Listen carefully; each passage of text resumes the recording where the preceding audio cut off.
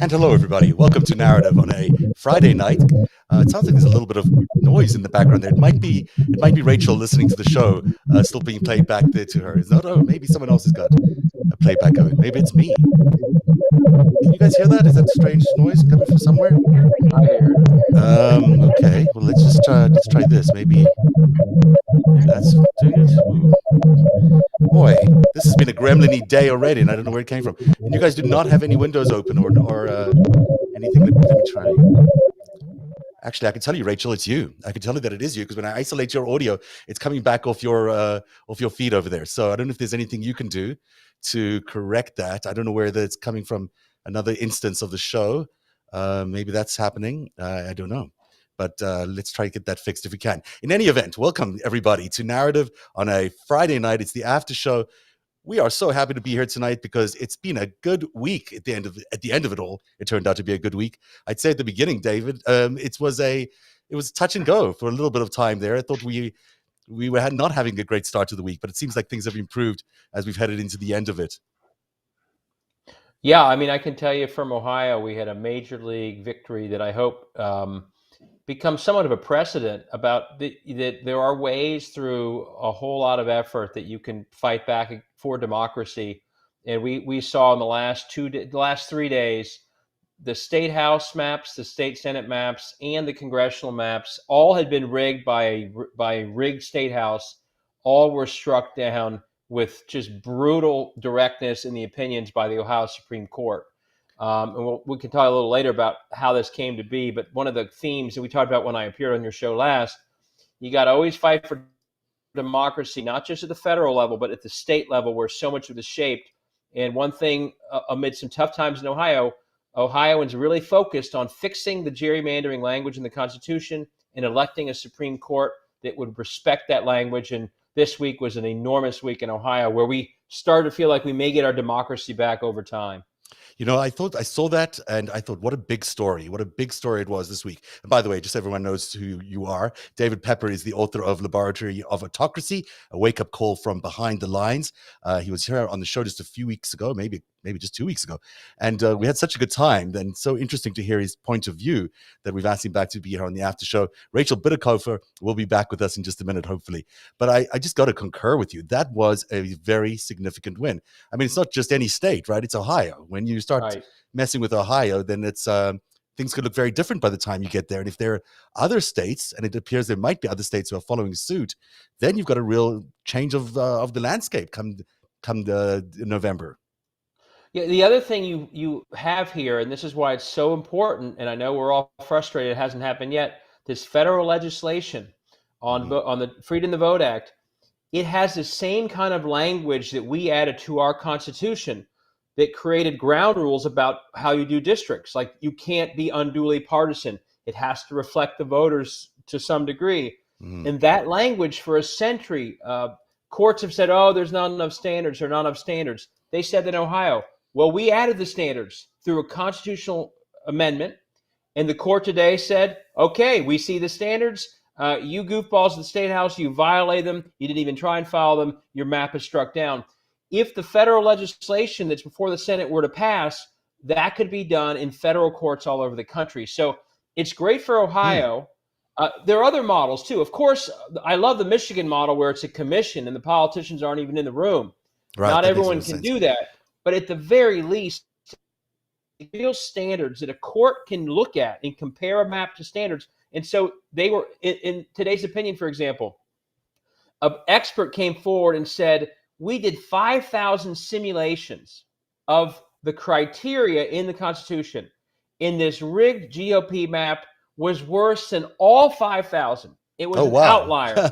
And there's no way to explain. And these guys were trying to pretend, oh, we followed the rules. We did everything right. Yeah. This expert said, and the court cited it, there were 5,000 simulations following the rules. This wasn't anywhere near them. They said the chances of this being done without pure partisan discrimination are zero. And so that's what you can do if you add standards into the rules.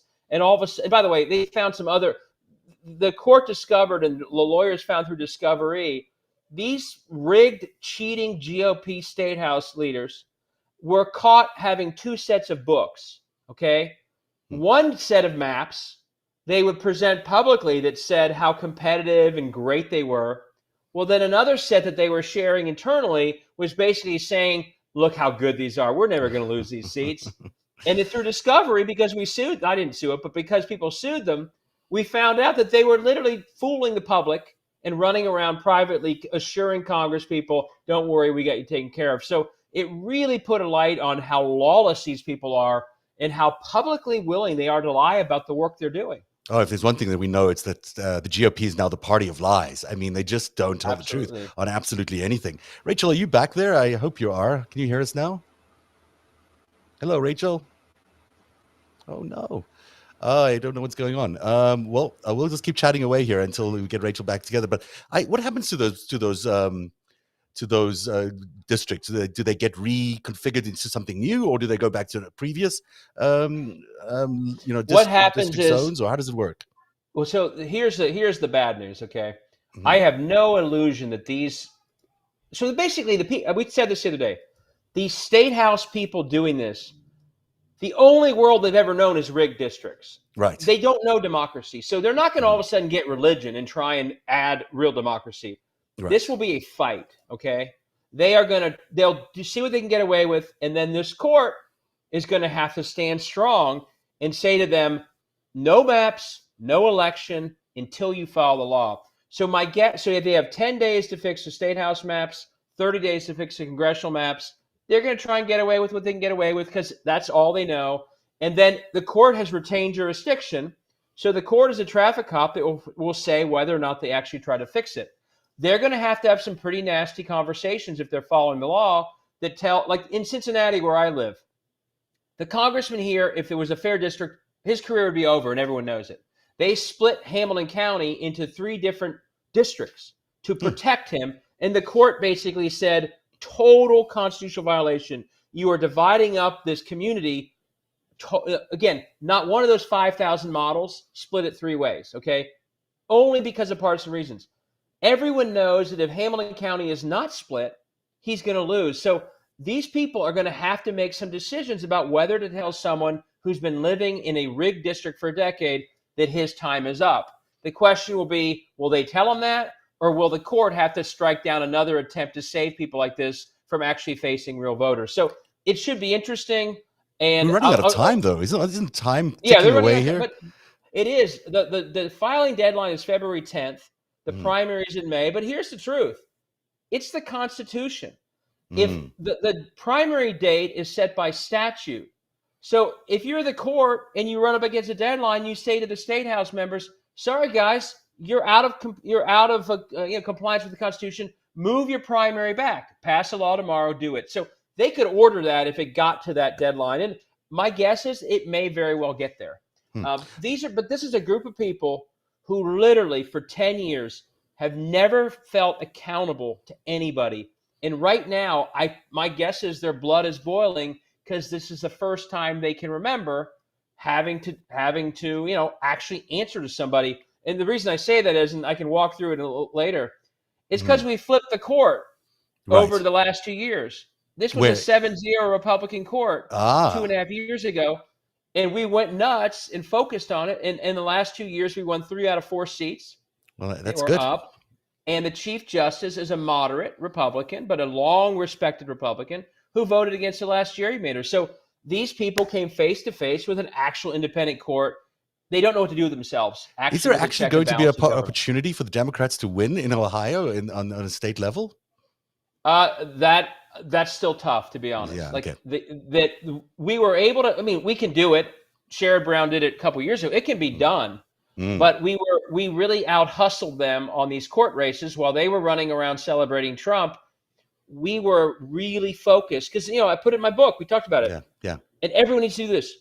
Focus on all the elected positions that impact democracy. Right. In states, that includes elected Supreme Court positions because they're a check and balance on these crazy legislatures.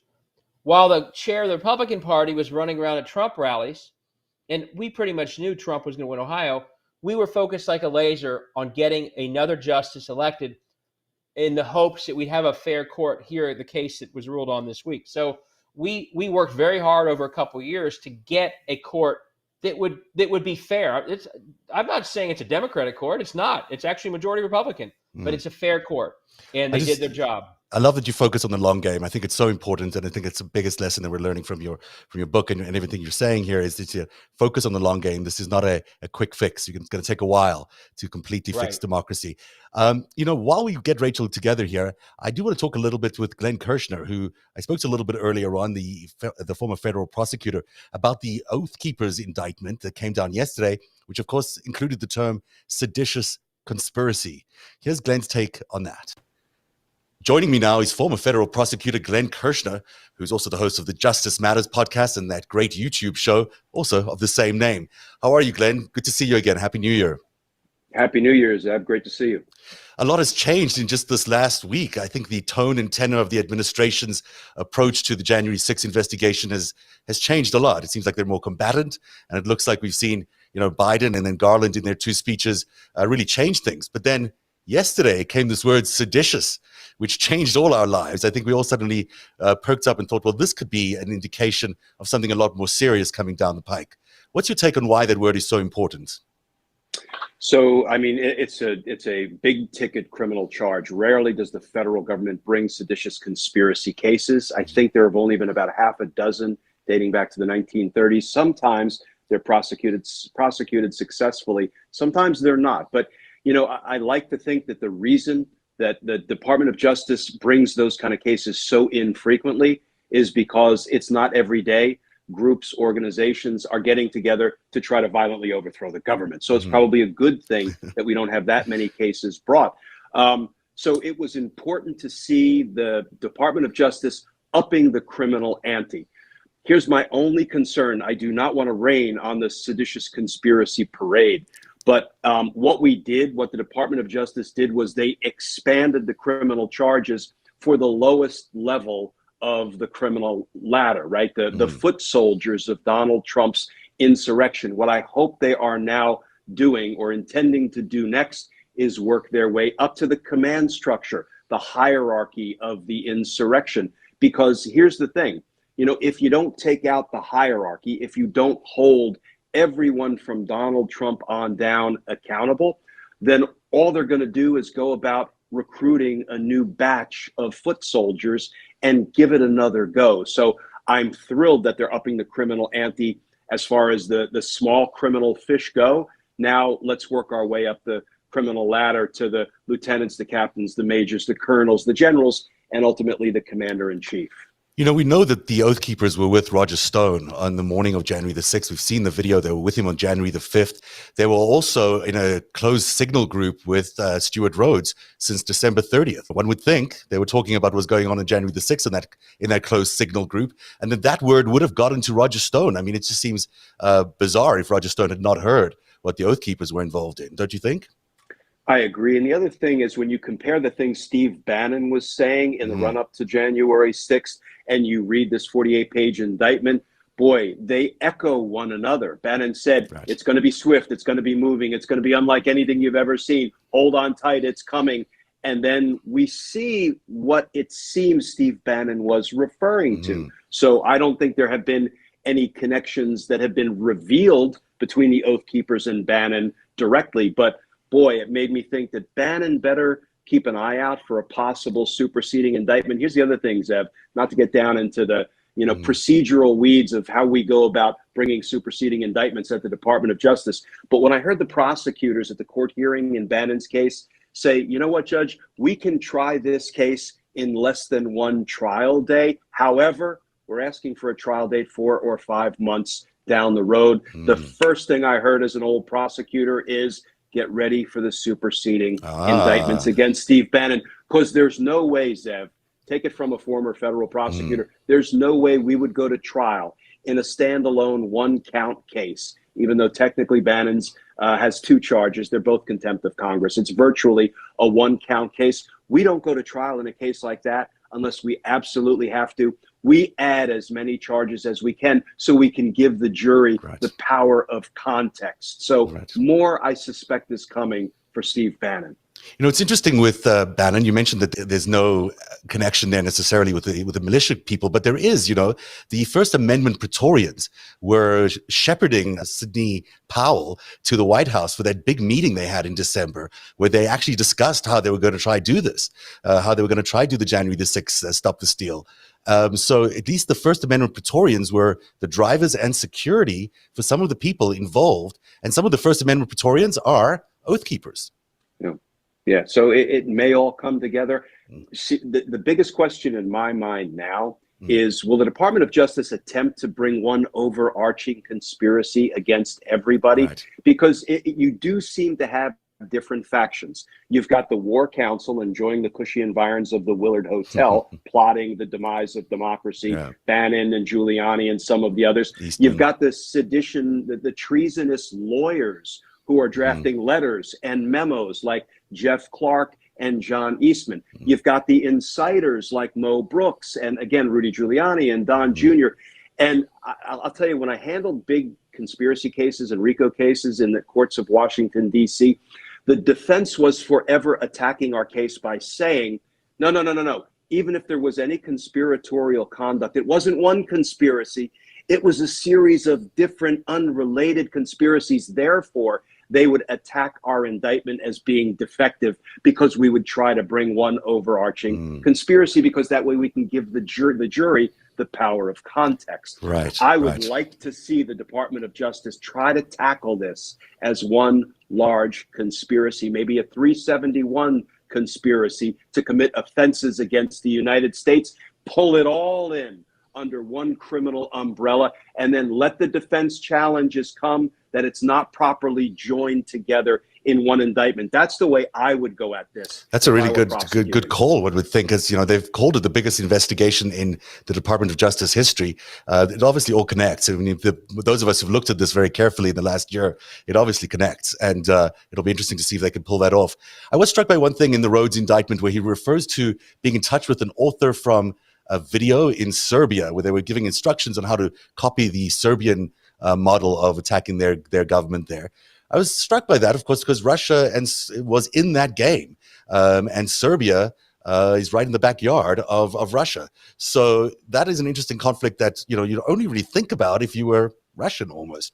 Do you think there's any possibility that we'll find out at some point there was some Russian influence on the side of Stuart Rhodes?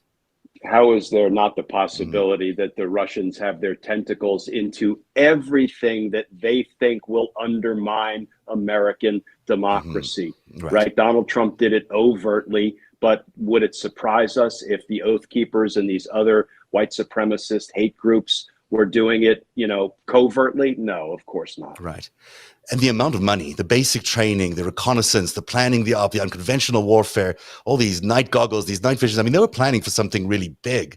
And it's obviously cost a fortune. Where's this money coming from?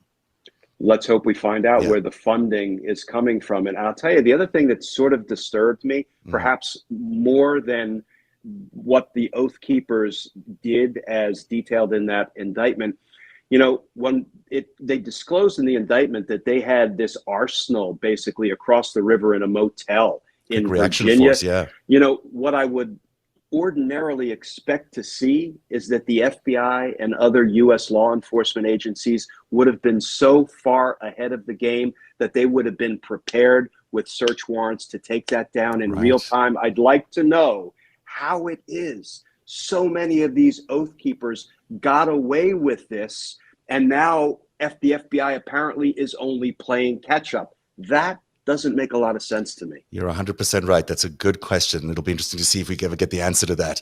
I want to talk about this other part of the conspiracy, which is now unfolding in Michigan and in other states, in Georgia, where there was these, fraudulent slate of electors that would decided that they were going to be the electors for their state under fraudulent grounds. Now, that is also turning out to be a potential conspiracy because they all seem to coordinate with each other. They all seem to have the same format or form for the letter. Yeah, it feels like what we call a hub and spoke conspiracy. It's a lesser used form of conspiracy. Usually we have like a pyramid, a hierarchy, the foot soldiers, the lieutenants, the consiglieres, the boss. But a hub and spoke conspiracy is you've got the hub, and then you have a bunch of spokes that kind of radiate out from the hub, and they are not necessarily connected to one another, but they're all connected to the hub. Who is the hub? Donald Trump and his close, criminal associates. And so that's why, it may be a challenge to pull the false elector crimes into one overarching conspiracy, but I still think it perhaps can be done. Donald Trump, of course, is the big question. Will he get in any way indicted? He is, by all accounts, a cooperating witness or an informant. I don't know what the exact term would be for him. Does that get him off the hook? It shouldn't. I dealt with lots of cooperating witnesses, and I told each and every one, Zev, that if you go out there and you commit crime on my dime, if I put you in the community and you go out and you violate the trust I put in you as a cooperating witness, I promise you I will be your worst nightmare. I will drag you back in court. I will revoke your release so quick it'll make your head spin. And then I followed through on that promise when I did have my cooperators fall from grace. So being a cooperator doesn't give you a lifetime free pass to commit crime. Oh, interesting. So, the question is, will Donald Trump be indicted? First of all, how could he not be indicted? And I was really thrilled to see some of the recent developments in Georgia. There are 3 important data points that tell me the first jurisdiction out of the gate to indict Donald Trump may very well be Georgia. Yeah. You had the district attorney, Fani Willis, say, I intend to have a charging decision in the first half of 2022. Well, here we are in the first half of 2022. I take her at her word. The second thing is we learned in recent days that the defense team, Donald Trump's defense team, met with the Georgia prosecutors. Right. I had those meetings all the time. When did I have those meetings? On the day before I was going to walk into the grand jury for the last time during that investigation and say, indict the target. First, I gave the defense attorneys an audience, not in violent crime cases, but in fraud and public corruption and white collar cases. And I would say to them, ladies and gentlemen, attorneys, give us whatever exculpatory evidence you have and let us know if we've got this wrong, because the way we see it, we have more than enough to indict your client. What did we get 2 days after that meeting between Donald Trump's defense lawyers and the prosecutors? An unhinged statement released by Donald Trump saying, district attorneys just want to ruin lives by locking everybody up. Right. That's a tell, Zev. It is a tell for sure. That meeting went poorly. Those 3 data points taken together would make me place my bet. My betting limit is $1. I'm not a high roller. I would place my bet on Georgia being the first one out of the blocks with an indictment against Trump. I think you're right. It's going to be Georgia that comes out first with that. Terrific seeing you again, Glenn. Thank you so much for your time tonight. Do you want to tell people where they can find you on Patreon? Yeah, they can find me on Patreon, which is where we kind of have our Team Justice gather. We do Zoom chats. We work democracy projects. So if you want to more formally support our all-volunteer efforts here at Justice Matters, you can go over to patreon.com and sign up to become a patron. On YouTube, Justice Matters with Glenn Kirshner, a new video every day. I'm on Twitter all day and night answering people's legal questions. So, put my name in the Googles, as they say, and you'll find me somewhere. Terrific. Great to see you again, Glenn. Thanks so much for being here tonight. Thanks for having me, Zev. Well, he does paint a pretty picture there, doesn't he? My fellow Americans, in life there's truth. I don't know where that's coming from. Can you guys hear me? Yeah, I hear you. Okay. And Rachel, can you hear me? I don't hear the show. Oh my gosh, Rachel. There's no show. You can't hear us. It says live. It says live. You're live and you can't but hear I us. don't see anything or hear anything. Gosh. So that's exciting. Okay. Well, I don't know what to do about that, Rachel. I thought we had you set up completely. Boy, we're having a night here tonight. I'm going to try to figure that out as we go along. I really did think we had it set up. But, David, it's you and me now for a little bit until I try to figure it out.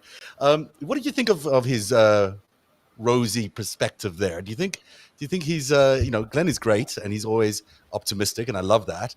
Do you agree with him on the optimism around Donald Trump and some of the inside team? I mean, he has experience I don't have in criminal law, so I don't want to go so far, but I do, I thought that was a significant development as well. The framing of that case, the fact that they've got receipts from, I joked on Twitter today that the oath keepers are now the receipt keepers. Try what again? Talking? And I can hear. And so, I mean, if I were part of the broader conspiracy, and that's obviously what was going on, then I would be worried. And the other thing I keep thinking about, at some point you would think the people who did storm the Capitol, who have been arrested, who've been in jail, you'd think that all of them would want this to happen as well. I mean, I know there are a lot of people who kind of just fall for Trump and are willing to sacrifice everything for him, but you'd think that hundreds of these people would say, we did this because these people organized us to do it. And at some point you would think that they would actually want to see this happen. I think that's why some of them may be turning, because it's just not right that the people in charge are, getting away with it. And even literally, imagine what these people thought when they were told that they were Antifa doing it, like the false flag. Like, wait, we did what you told us to do, and now you're disowning us so much that you're calling us, the people you told us, as our enemy? I mean, so you'd think or hope at some point enough of these people would realize they were taken. Yeah. Just like Trump has taken people's whole life, they were taken. Yeah. Many of their lives are much worse now. Mm-hmm. And you think some of them would say, that is just, I'm going to do something about that. So I'm hoping that's the case. I noticed, talking to some of my sources in the more extreme right wing, that there's a lot of worry now. I think that word seditious really changed the game for everybody. Yeah. It certainly made them fear that we may see a lot more big names coming down in the next few days. It certainly did not occur to me that Stuart Rhodes would actually get indicted at all. He wasn't even there. So the fact that he's been indicted on a seditious conspiracy charge is significant, and it will be interesting to see who he can name and who the other cooperating witnesses are. That's As great. you point out, many of them have. And if you look at the long arc of history, I mean, this is what you'd expect. If 100 years ago something like this happened, you would have expected this kind of prosecution. And if a certain congressman or woman were involved, you'd expect them to no longer be in Congress. So right. It seems kind of crazy in the moment because it's dramatic, but as a big picture thing, of course this is where it should go. I mean, that's what it's clear. I don't want to act like I know all the evidence, but it's clear that this wasn't some, random or a bunch of people decide to do this. They left all the receipts. Boebert is tweeting Pelosi's leaving the room. I mean, it's pretty obvious that this was all thought through. And of course, there needs to be maximum accountability for, especially as you go up the line. Mm-hmm. So, the hope is that we get a little bit back from the politics. And the good news versus, and this better than I do, the January 6th committee is building momentum, but we all obviously worry that time may run out. The good thing is the DOJ has more years to do this, and they've got a little bit more of a runway, not a huge runway. But these guys are going to try and stonewall this January 6th committee, McCarthy and Jordan. But I don't think, I think the DOJ is a different matter.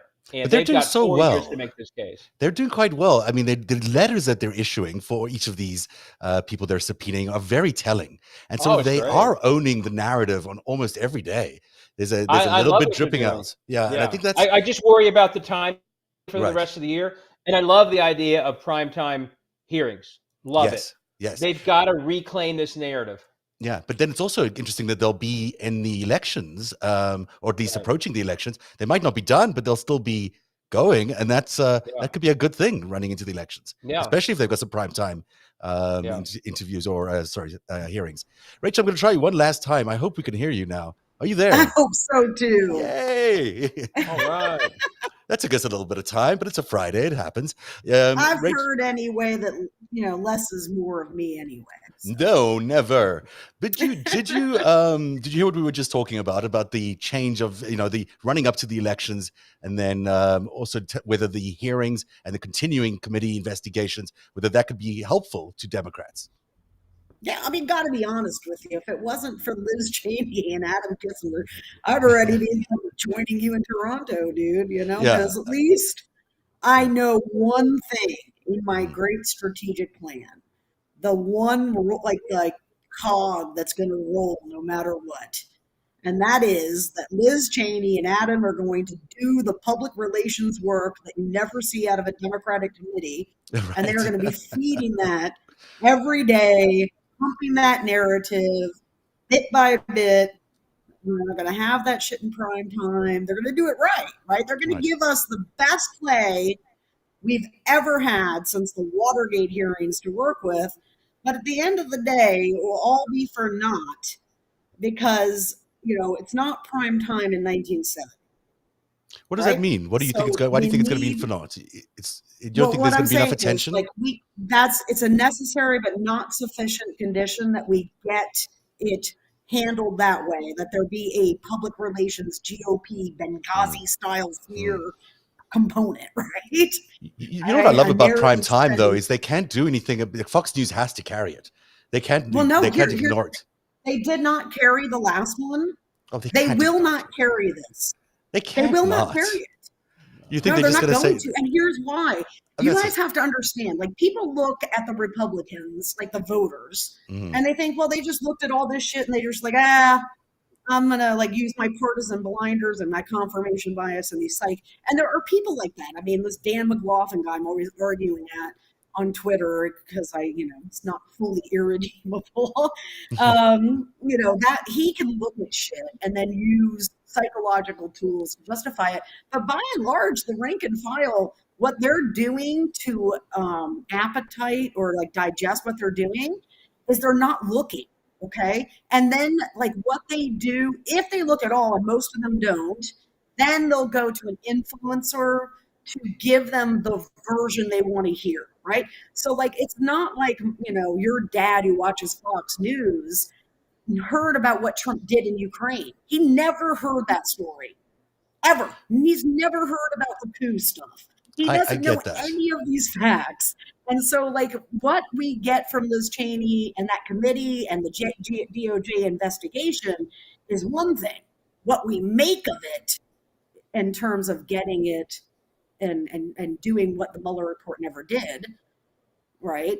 I just don't think Is they can keep it out of it. is I really think up to the us. evidence is overwhelming and that this was such a huge event. And I know they'll keep saying that it wasn't a huge event, but I mean, clearly it was. I don't recall another situation where American citizens were showing up at the Capitol with night vision goggles that cost $7,000 and a quick response force on the other side of the Potomac and a boat to carry them across. I mean, this was quite serious what they were planning. This was not some sort of, this was not just a walk in the park. They were planning a real military offensive. In fact, carried out a real military offensive. I mean, Zev, though, like you and I and David here Yeah. might all agree. Yeah. We kind of look seasoned around the same ages. Yeah. We've been through some shit, in other words, right? Yeah.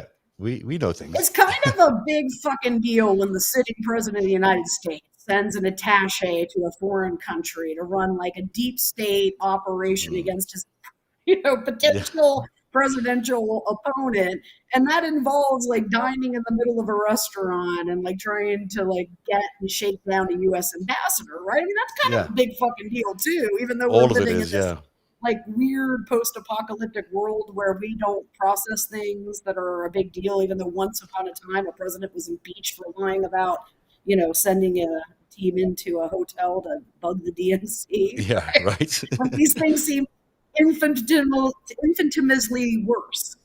So what that lead up is about is to understand this. On that day, that story broke. Big day, right? All of us caught it. I mean, it's not quite storm the Capitol, but it's close. It's the dominant story. So I go and I do my research on right-wing radio, the nationals, the regionals. Do you know what the story was that they told everybody on that side of the aisle? Right. What's the headlines from today's impeachment? Well, nothing major happened at all. In fact, today was particularly damaging for Hunter Biden. And I shit you not, that's what the whole show was about. Yeah, that's what they do. They do that. But that's talk radio, and you think talk radio is guiding the thinking along there? Is it really still talk radio? No, it wasn't everywhere. Coordinated, strategic messaging, like gaslight that they're doing on their own side. It's not like, I think it's really important for people to understand. It's not that many of these guys are sitting there thinking, I want to intentionally dismantle democracy. They think they're the good guy. I know. That's the tricky thing, is they think they're doing the good work, and there's no way to really convince them otherwise. What do you think of the new Biden stance? He's much more aggressive in 22. He certainly appeared so in that one speech that he did on Jan 6th. What do you think? Is that going to work? Is that going to penetrate through the through the voter resistance on Biden? You talking to David? I'm talking to you, Rachel, but either of you can Oh, answer. why? Because I missed the whole first hour. So now I have to like dominate this one. You don't have to do anything, but I'm just asking you the question. I'm interested in your opinion because you're such a good strategist. So I'm wondering what you think about whether Biden he's turning around his image at all. Well, I mean, it's a fine line, right? Because you're the president. He's dreamed of it his whole life. He wanted to do it within these constraints of the normal system. Mm-hmm. But he's, you got to put on your big boy panties. Yeah. Because guess what? Shit's on fire. Right? I have a slightly different opinion. I think that they're coming into a very good moment here. I think COVID is on the wane. I really do. I think we're going to see COVID. I do. I think it's going to be gone in a couple of months. Okay, good. Cheer me up. It's Friday. But let's say, I think that's really good. I think at the end of the day, they did handle, at least the infrastructure piece right. They've got a good story to tell about these two senators that went completely crazy, AWOL, whatever it is. They just weren't doing their jobs. Maybe just bought out. Who knows? Cinema and Manchin. Maybe, by the time we get to the elections, it could be a very different situation if COVID is under control. David? Yeah, I hope that's the case. I mean, you're talking to someone who was on the ballot in 10 and 14 in Ohio. Midterms are tough. Yeah. And in 10, we literally had a recovery happening under Obama, and they managed to figure out how to not give the income. Like our governor Strickland, they blamed the Bush economy on him. It worked, and he lost even as we were recovering. So I think there are different. COVID, if it's a real pickup, the economy is strong. We've got, we can't just yell statistics about that fact. We've got to make sure people feel it. And and I watched the White House, and they seem really frustrated that the good data isn't well, don't be frustrated. Figure out why that is. I think it's things like student debt, other issues that are holding people back, and higher costs in some cases. So all that being said, there are some things that could, if the Republicans are truly off the wall, that helps. In a state like Ohio, if Josh Mandel is a candidate for Senate, truly off the wall. A guy like Tim Ryan has a pretty good chance against a guy like Josh Mandel. If the economy is picking up, if COVID's doing well, and as we're saying, if the hearings are truly just god-awful for the Republicans, all that is possible. I will say, though, my default is midterms when you have the White House are tough. And the only other thing would be, and as I write in my book, while my whole book's about democracy is actually a very hard message. It's pretty ephemeral. So, but if there is some kind of real, and this happened a little bit in 2018, a true panic among Democrats that, my God, and this happened to elect Biden.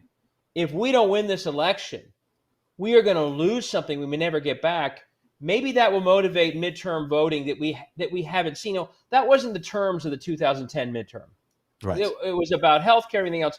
If voters maybe wake up to a deeper threat that often is really hard to convince people is out there, maybe that helps as well. But the default should always be, I think, in a midterm, you got to work twice as hard because when you're the White House, it's tough. There are some factors that maybe switch that, but until I see that really happening, I think you got to be really, you got to work twice or three times as hard in a midterm to get the same result. It just seems to me that the GOP is the worst party ever. I mean, you can't believe a word they say. No one knows that. Their candidates are crazy. Their speaker or their leader in the House is obviously lying to everybody. I know no one knows that, but they're nuts. This is the worst political party ever created. This is what the midterm voter knows. Low tax is good for the economy. They'll hear ham inflation in April, turkey inflation in November. And they're also going to, here's the new Obama gets blamed for the Republicans murdering the economy in 2009 because the Republican electioneering system is still that good and ours is still that bad. They're going to blame the COVID disaster on us.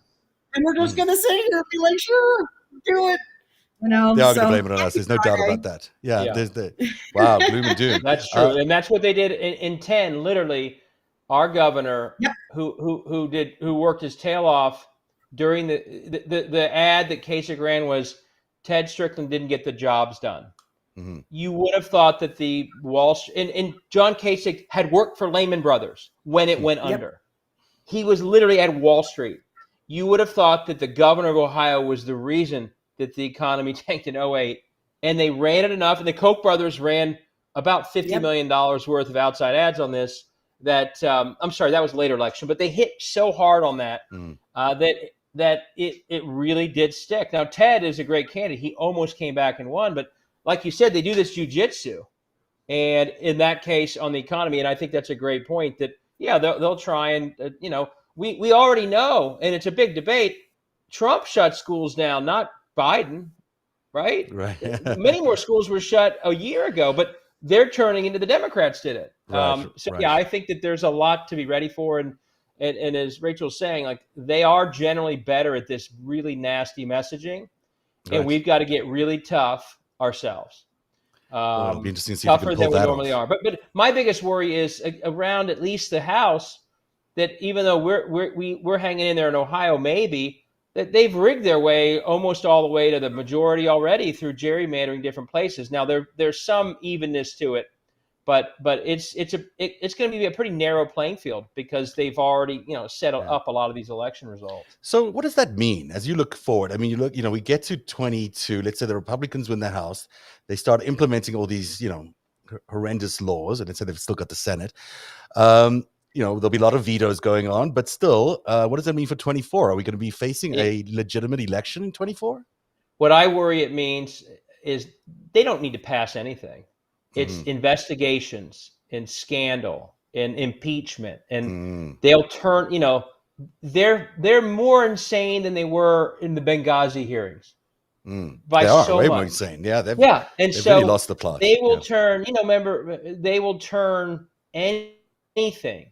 Fauci. I mean, again, Rachel's more an expert on this stuff clearly than I am, but they will turn into 2 years of just crazy scandal. Look, anything you see on Fox, Hunter Biden. I mean, who knows? Yeah. Anything you see on Fox News right now will be what they will be investigating in a year. And to me, that's as much as what they'll do. Is, as I write in my book, most of their agenda they get done through the state houses. They don't need the federal government for anything. Right. And the state houses, the Koch brothers have a menu they're ordering from in state after state.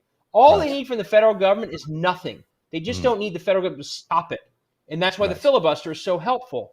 And that's why federal judges that they appoint are so helpful. As long as the states are left to do what they do, they get what they need done. So if the federal government is simply a noise machine to make us all crazy and distracted, that's for Democrats, that seems to be not governing. For them, it's perfect. Right. It is perfect. And then the opposite is true for the Democrats. They're just going after the federal picture, and then they're not worrying about state houses. They're basically competing on completely different playing fields. Someone online is saying that I'm thinking like a rational person, a normal rational person. Well, I thank you for that. The other person said that they nominate Rachel as chief messaging officer. So there you go for that. Marie says rewriting history like fascists are want to do in terms of what she believes people are going to be doing. Someone's asking, can Fox get sued into oblivion? I mean, maybe. Yeah, I mean, possible. It's possible that Fox could get sued into oblivion. We could get serious about actually not having them continue their broadcasts and their lies. There are ways to do that. There are ways to take, networks off the air, TV stations off the air. It's quite possible. Look at this. Look at it. Speaking of dropping something, Heidi just tweeted that DirecTV is dropping OAN, which is interesting. Nice. That is good news and necessary. Yeah. That's a big deal. Me happy. They're the big gaslighters. Marie, I needed that. Yeah. So I mean, you feel those that could change the whole atmosphere. Zev, I love your optimism tonight. You're making me feel really good. You're so up. Ecstasy. What's going on up in Toronto? I love it. The best ecstasy up here. But, it's just necessary, guys. We got to stay. I mean, maybe it's because I am in Canada that it's easier for me to say that. What does it say here? More comments coming in saying Austrian and French crypto involvement in 1/6. You keep saying that, David, and I'm not sure what to say about that. other than there might have been some Austrian and French crypto involvement in 1/6. We haven't heard anything definitive about that. Charlie Kirk, TP USA, 80 buses paid for by overseas oligarchs. Again, another, we don't know for sure who paid for them. But it is interesting what you're saying there, David, about the number of people that are coming, that supported January the 6th, that are part of the royalty of the Republican Party, the people who are part of the CNP, the Council for National Policy, who all contributed to January the 6th. And look at these names. I mean, Leonard Leo, Ed Martin, Ralph Reed, Lisa Nelson, who does the Koch brothers, Ali Alexander, which we know about, Charlie Kirk, Turning Point, and then of course you got even the people at the CNP Action Committee, which include people like Ginny Thomas. I mean, these are big names. Yep. They all look like they could be in some serious trouble if the sedition conspiracy comes down. What do you think of that? Is that going to be helpful? Rachel, do you want to go or do you want me to? No, I mean, what a tangled web we weave, right? Right. I mean, here's the thing: is like the insurrection and coup plot, the months-long, pre and post ambles of it. It's so flagrant, right? I mean, God, imagine taking 80 buses. 80 buses. That's like a huge bill. And not being like, who's paying for it? Right? Yeah, flying on the airplanes. One thing I'd say when I look at that list is, I think it was with you, Zev, that we were talking about the Sean Hannity email. That's right. He knew this was ridiculous. Yes, he knew it. And what's interesting on that list is, my guess is some of these people knew that too. But in that world they live in, and once Trump is saying do this, people are too afraid to say no. So if he says, hey, Ralph or Lisa or Ali, or maybe Ali seemed to be pretty into it, but some of these others, Leonard Leo, hey, you need to do this, whether or not they believed it, I think they're also in a culture, this cult-like group, they can't say no even if they wanted to. Mm-hmm. And so all these people, some of these, they're all very conservative. But you look at ALEC and Federal Society, that's, to be part of that is truly a problem for them. And clearly even if they knew, Sean Hannity in those emails was saying, this is nuts, but I'm going to still pretend that there's a voting problem. He had to go along with that lie. And my guess is a bunch of these people now are like, I knew this was crazy. I couldn't say no, because in this group that we're part of, you don't ever say no. And that's where we are where we are. I've heard that from people inside that right-wing infrastructure or that community, that there is they are actually quite proud of the fact that they were so well coordinated on that day, that, hey, we actually pulled something really big off by coordinating all these different pieces of the right-wing infrastructure of the ecosystem, and it all worked, it all worked up until a point, and that they got everyone there. But they're actually quite proud of that. But they are now just wondering how they can get away with it. I mean, how get away from it, at least. Yeah, because it's just a disaster, of course, for most of them. I mean, wouldn't you be proud if you managed to storm and try to take over the federal government and the president on your side held back all the federal response for hours, pre and post too, by the way, because that's speculation, but I'm not a journalist, so I can do that. And I'm pretty damn sure that that's what happened, right? Well, I mean, the doors were basically left open for them. There was no real resistance at all. And I think we're going to find out a lot more about that. I'm also really interested in these fake electors that were in various states around the country, were all using the same forms to elect fake electors for that date. And that could be another interesting opening for an investigation in terms of the conspiracy, which should be really interesting. You guys been following that, and do you find it interesting? I've seen the basics. I've been focused on these gerrymander cases, but one of my themes in my book, and I'm learning a lot more about Rachel tonight, so I'm sure she thinks this times 10, is we should no longer be surprised by anything. We're not doing something right if we are shocked continuously. It's because we haven't figured out just how far these people will go. And I say that with state houses. Mm-hmm. So when I see that come out, I mean, we need to stop being shocked. We need to actually readjust how we think about the other side, to know and be prepared that they will do anything. And I think that's going to keep playing out in this investigation, that it was worse it was worse than we even now imagine. Oh yeah. By the way, one thing, so I just think like, that is very consistent with everything else they did. They were working every angle. So yeah, they're going to do that clearly. Yeah. Rachel, you sent me a picture earlier, and I don't have it here, unfortunately, because I had to reset my thing. But it was of something in your truck. Can you describe what that was and why you sent it to me and what the meaning of that was? Because I don't want to let the night go with me wondering what it is. Here, I might even have it. Let me pull it up. I was wondering why my truck wants to dispense auto LSD to me. Where is this?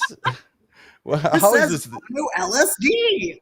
Where? I just thought that was a bit ambitious even for Friday. Oh, you should have taken it. You would have been a little more chipper. I Give me should the have. auto That was LSD. way more interesting, Oh, that's very funny. I didn't read. When you sent it to me, I was like, "What is that?" You got your yellow light on. You got a lot going on in that car. Yeah. Are you sure it's safe to drive? Your tires. You're slipping down a road. You're in park. I never buy a new car because like only suckers buy new cars or people with too much money, and my truck gets a lot of hammy love. You actually drive a truck. Zev, can I say one thing though about? I drive a truck too. We're both truck drivers. Oh, well, there you go. Yeah, I drive like a minivan.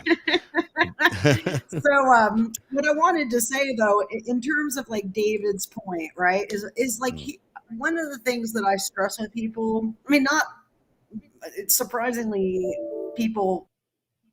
Oops. Oh no. Oh no, that is really annoying. Where did she go? I wanted to hear what she was going to say. I know, me too. Well, let's give her a chance to come back. I don't Let's have see a if she's clue back on. how that happened. Oh boy, we're having lots of gremlins tonight.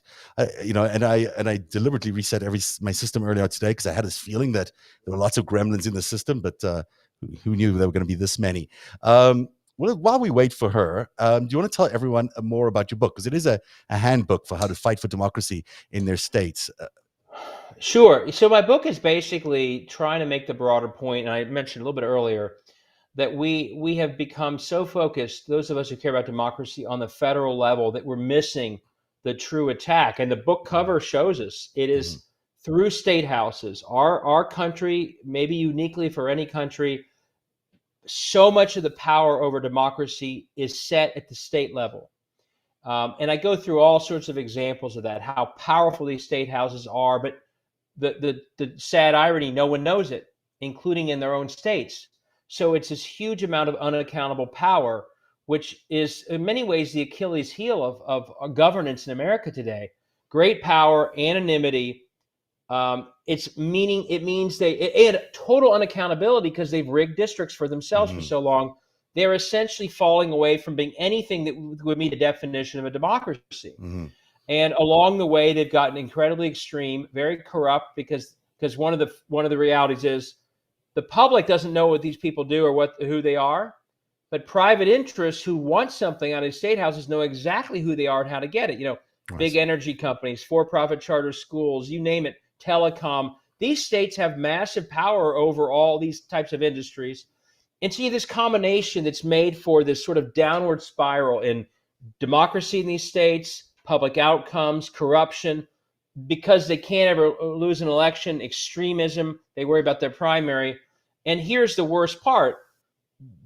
You had them on that slide earlier, ALEC, the Federal Society, all of them, they discovered this Achilles heel 20 or 30 years ago. And they've sort of weaponized it down the corner there. Lisa Nelson, ALEC. Yeah, absolutely. Federal Society is doing some of this. They have taken this weakness and basically nationalized it and weaponized it to serve their agenda. So all across the country, state for state, these people no longer represent the local people vote for them because they get reelected no matter what. People don't even know who they are. But ALEC literally gives to them, quote unquote, model laws that are basically written by the private sector members of ALEC, brought back. It's a privatization of the legislation process. Absolutely. And no one's paying attention because there's no media. No one pays attention. Yeah, no one covers it. State House media is down to the bone. The Koch brothers literally say, this is great because we do this in Columbus or Tallahassee. No one even knows it. If we tried it in Washington, it'd be a big fight. Right. So the point is that's all happening. But towards the end, I go through the key to it all continuing, because here's the bottom line. These state houses are passing generally very unpopular things.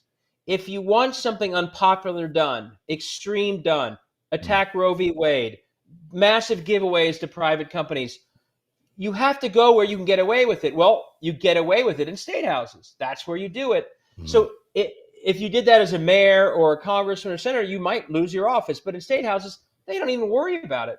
The point is, the key to keeping all this going is to subvert democracy as much as you can. If you had a robust democracy at a state house, you wouldn't be able to sustain doing all these ineffective, unpopular, and corrupt things. And that's why you see this intense activity to gerrymander, so every election's predetermined, suppress the vote of the opposition. When they're suppressing votes in states like Ohio, it's not just about Barack Obama or Joe Biden. It's about their own state houses. It's about suppressing the coalition that may elect Obama, but would also mean that they wouldn't run the state house anymore. So they are doing all this to preserve a system where they're delivering all these unpopular items to a state that would otherwise not support it. Almost everything they're doing is, and I go through the polling in the book, almost everything they're doing is unpopular in their own state. But they can do it because of the way it's set up. And one of the things that they've learned, and I call it laboratories for a reason. They're always learning. They're always experimenting. When they make a mistake, they correct it. When another state does something good, they learn from it. One thing they have learned to a T, and it should scare all of us, is the key to it all is lack of accountability. Even if the law they pass gets struck down, they don't lose their next election. They go pass another law just like it, but they tinker with it to fix it. And that's why, as the lack of accountability has become more clear in the second half of the last decade, their activity is exploding. It's a downward spiral that never stops because they see that they'll never lose. And then the last piece is, we are, as I said, I think in our last talk, we're now at the tail end of a generation that have basically existed in the system without ever experiencing democracy.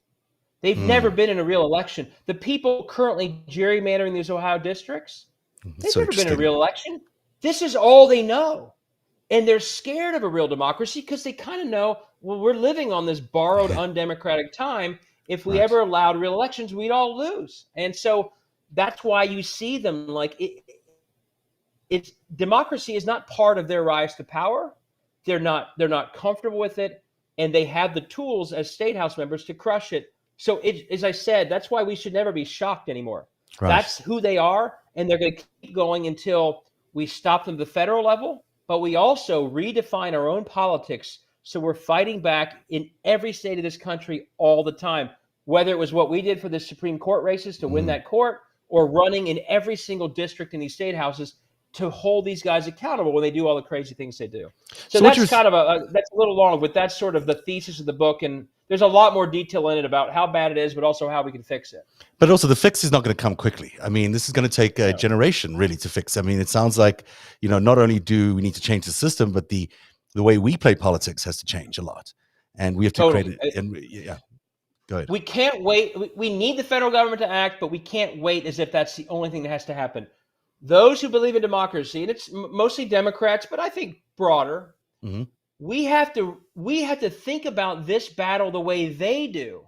They know it's a battle for democracy. Their agenda does not succeed in a robust democracy, and they know it. They have to suppress democracy. That's the only way their agenda. They're a minority. They know it.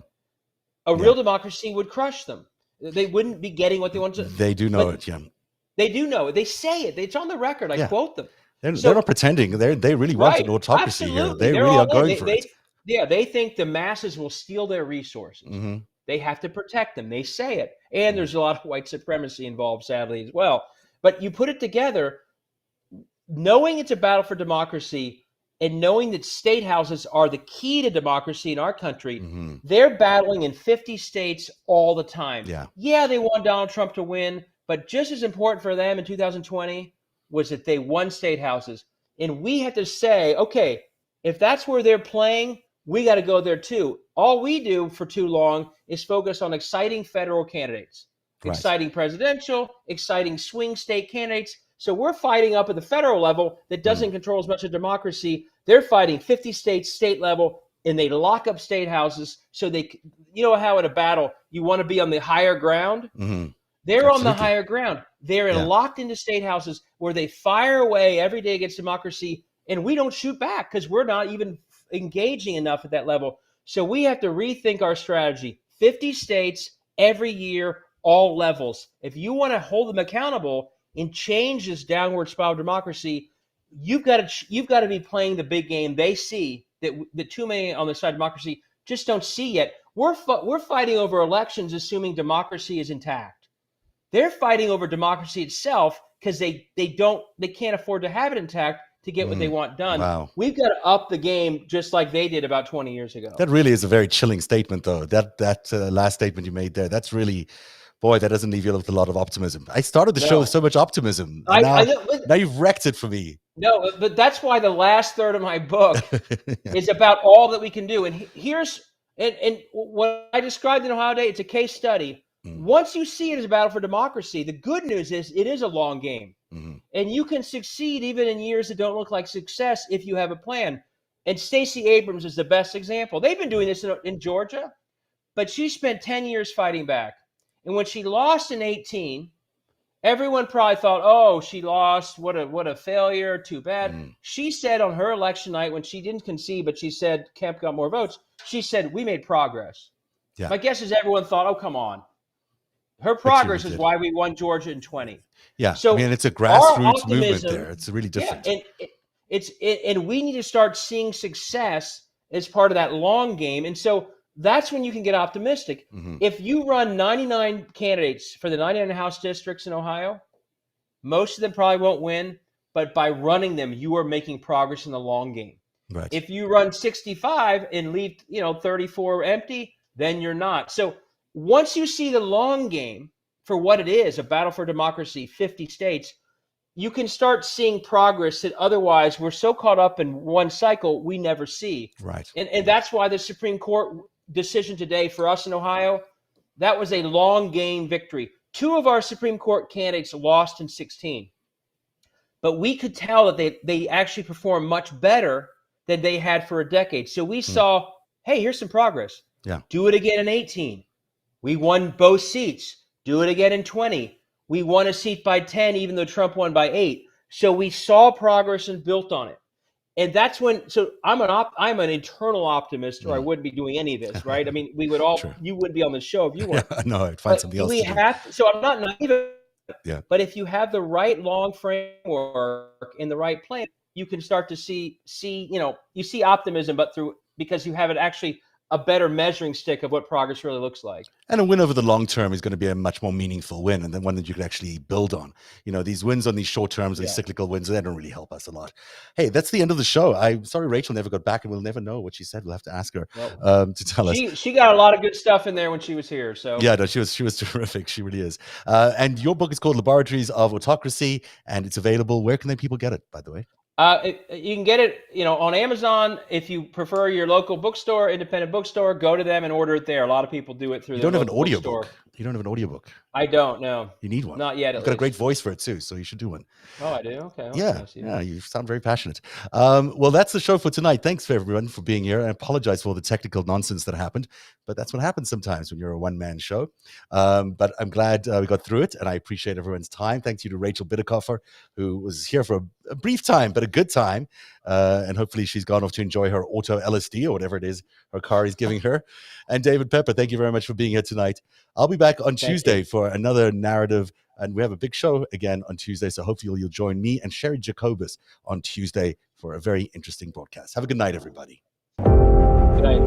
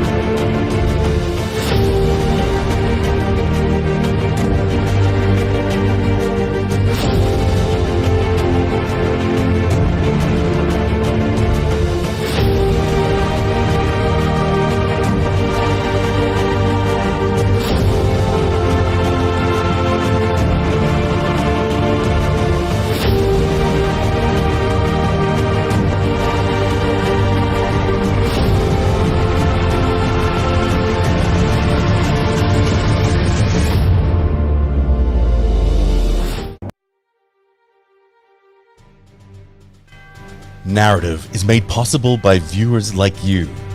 Join today and support truly independent journalism at patreon.com/narrative.